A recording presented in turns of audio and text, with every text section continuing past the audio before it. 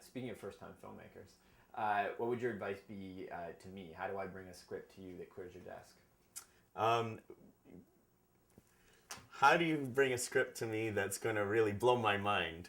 The thing is that, first of all, you can call me and set up a meeting. We can have a cup of tea together, and you can do a verbal pitch.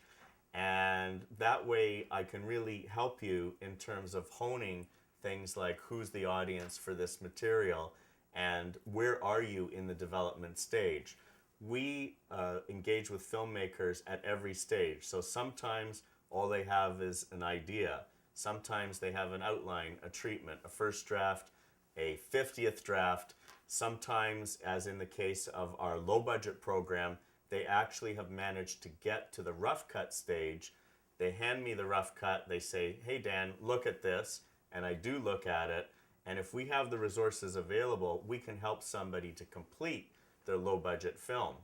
It's a fantastic program. It's the completion element of our low budget program. And we tend to do in the Toronto office at least 2 of those a year.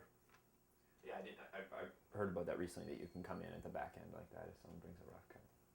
And that was, what other films did you, I know you did that with Baby Formula. We've done that with Passenger Side, with Baby Formula.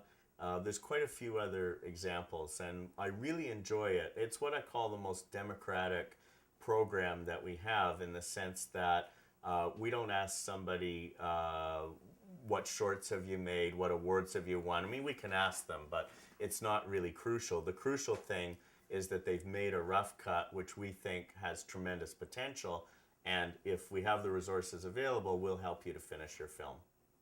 On the other end of things, when people are bringing a script to you for the first time and they haven't shot it yet, I have one question about the submission process, and forgive me for being naive, but I worked in a producer's office for the last year, and helped with a couple telefilm applications, and it's a fairly significant endeavor to get all the material that you request and to bring it to you.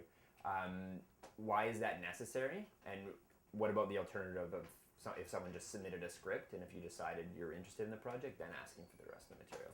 That's one thing Well, you've asked about the complexities involved in filing an application. So we have certain minimum requirements. So for example, the applicant has to be a Canadian. So for that reason, we ask for, if it's a company, the incorporation papers.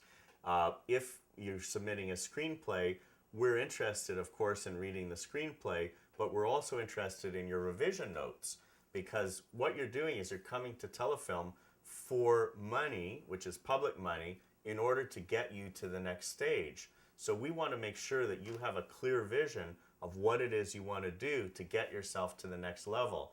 That helps us to engage with you on the creative level, and we'll discuss your plans for the screenplay, and we'll come up with ideas if you want us to, in terms of helping you. What we always do is we pose questions, and we never say to a writer or director or producer, change the dog, make it a cat.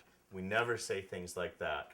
But we will ask a question like, in the following scene, what response are you expecting from the audience? Or when such and such a character performs this particular action or behaves in a certain way to this other character, what is that meant to convey, and how is it moving the story forward? So our method in development is really to ask a lot of questions. We don't impose solutions.